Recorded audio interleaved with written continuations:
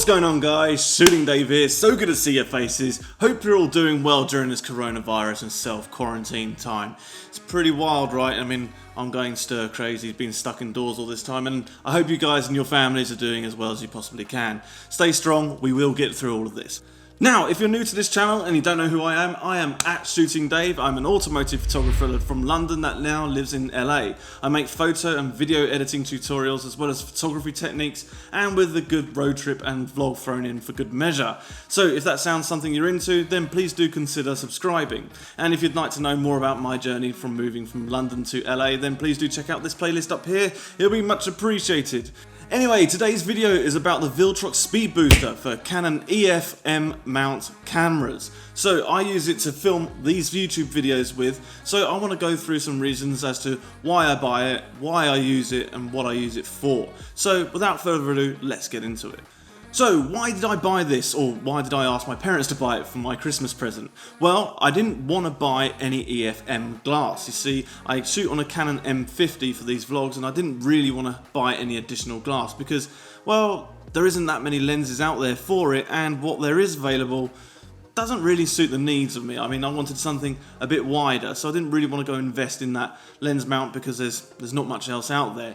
And the other reason, I have a bunch of Canon EF mount glass already for my Canon 5D Mark III, so I figured if there's a way that I could use that on this guy, then surely I should go down that avenue instead.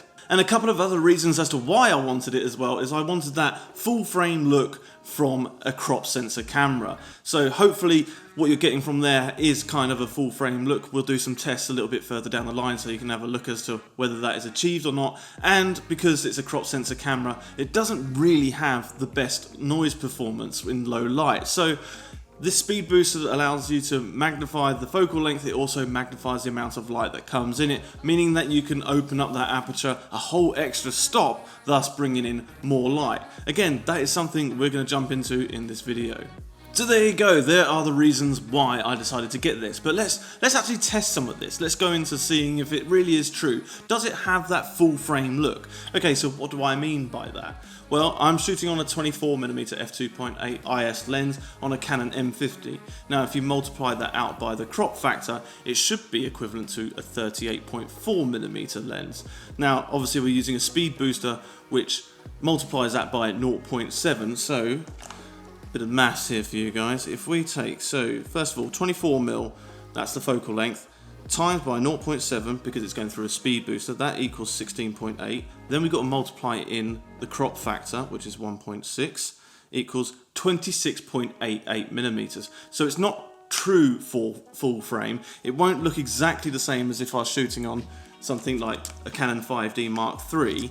However, what I want to know is how much of a difference that makes. So what I'm going to do is I'm going to take two different photographs. One using the 24mm through the speed booster on the M50, one using the 5D Mark III. I'm going to line them up as best as I possibly can. Now what I want you guys to pay attention to is the edges of the frame. Just have a look to see what is being missed out by one and what is included by the other, and let me know which one you think is best. Both will be edited exactly the same way, they'll have the same white balance, exactly the same shutter speed, ISO and aperture settings. So I'm really interested, can you tell the difference? So when I overlay these images, hit this little poll up here and have a little look for yourself.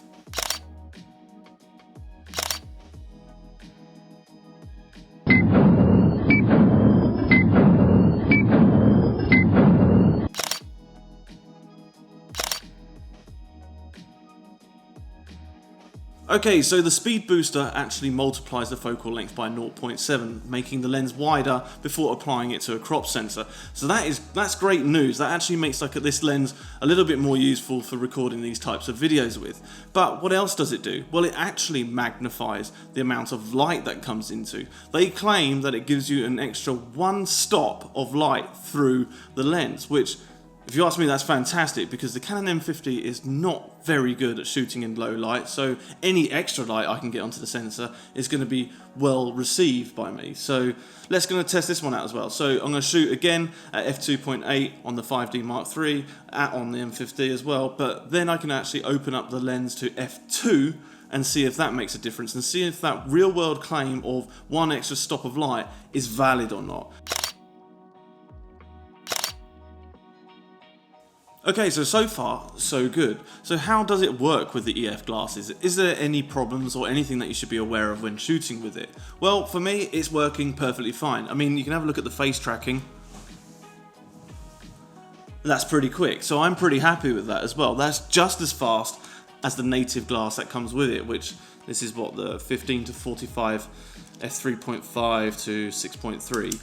So that keeps up at the same sort of speed, so I'm very happy with that. Image stabilization, this lens has IS, so that's really handy, and I'm pleased to announce that it actually does work with the lens mount adapter, so you're not really losing any of those features within the lens. Canon lenses have biblically fast autofocus anyway, and that is still retained, which I'm stoked to hear about, because I've heard some lens mount adapters kind of drop autofocus speed and it doesn't really work as well, or it's not as accurate, whereas this one tends to keep my face nice and sharp in frame at all times, which I'm really happy about. And I've not experienced any problems with it jumping or missing focus or focusing on the background instead of myself. So yeah, pretty happy with that so far. Now, one of the features that I did like about the Canon M50 using native glass was the ability to switch over to manual focus and have focus peaking. This is a great feature. So, for instance, if you're shooting some B-roll and you don't want the lens hunting for focus backwards and forwards through the screen, and you just want to pull the camera through and have it focus on a specific spot, focus peaking allows you to see where it is in focus. It gives like a red outline, or whatever colour you set it to, around the subject that is in focus. So I was a little bit concerned about adapting EF glass onto the M50 and whether that would actually cause any side effects or whether you'd lose it at all. Well, pleased to announce that even adapting EF glass onto the M50 with the Viltrox Speedbooster, you maintain focus peaking, which is phenomenal. So I am super stoked about that, and it was a concern, but shouldn't have really worried at all. It's still there and it works perfectly. So part of that full frame look that I wanted to achieve was to have a slightly shallower depth of field. Now this is helped twofold by the Speedbooster from Viltrox. First of all, it allows me to put my faster glass that I have from the EF mount onto my camera body.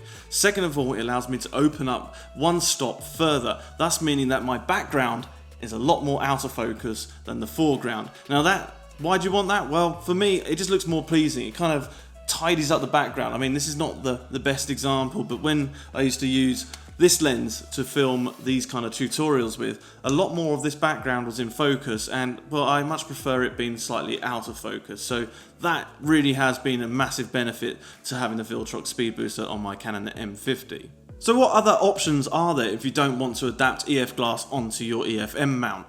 Well, there are a few other options out there. Canon themselves have just said that they're releasing 5 new lenses for the lineup, which is pretty spectacular. But again, I didn't really want to go and buy EF-M mount glass when I'm not sure how long I'm going to be keeping the M50 for.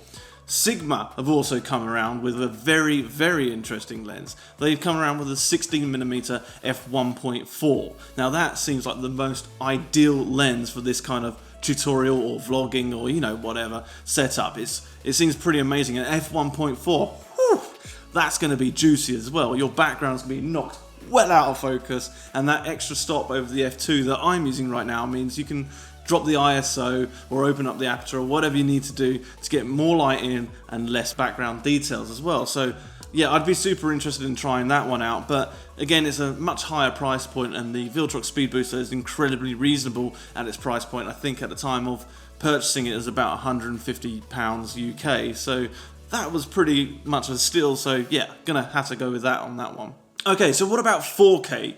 4K on a Canon M50 is immensely crippled. You have already a 1.6 times crop on the sensor. When you're shooting 4K, that is 1.7.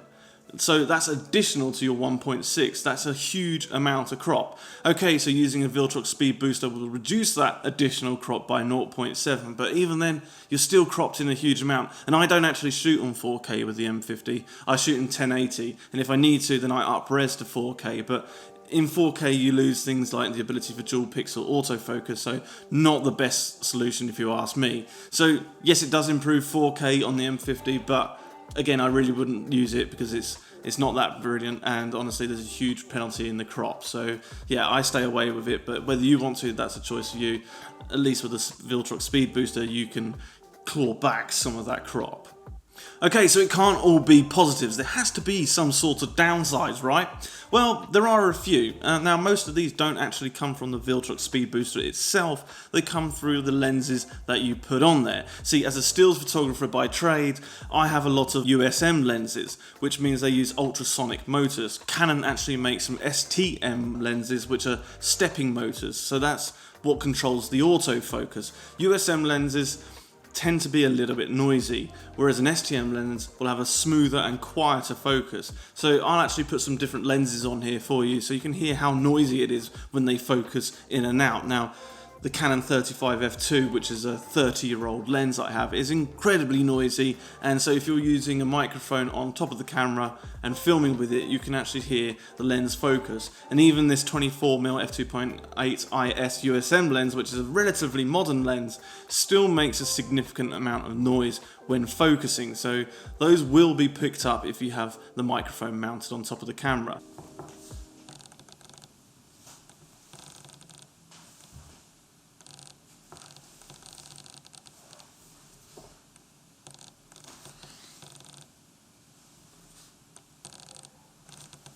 So my advice to you, if you're going to use this with a microphone on top of the camera, is maybe look at investing in some STM lenses, because they'll be much smoother focusing and much quieter, because they're not particularly designed for photography, they're more designed for videography. So yeah, the focus will be smoother and they'll be much quieter, so you won't get any of that irritating noise when focusing. So I hope you liked this video and you found it useful. If you've got a Canon M50 and a Viltrox Speedbooster and you use them together, let me know what kind of lenses you use. I'd love to know more about what people are using. I'm just barely cutting my teeth on this, so you know, it's super interesting to me, and so far I've really enjoyed it. So if you've got any problems, then let me know down below. If you like this video, give it a thumbs up. If you haven't already, please do subscribe, and if you could follow me on Instagram, I'll be much appreciative. Now, thanks so much for watching, guys, and I'll see you in the next one. See ya.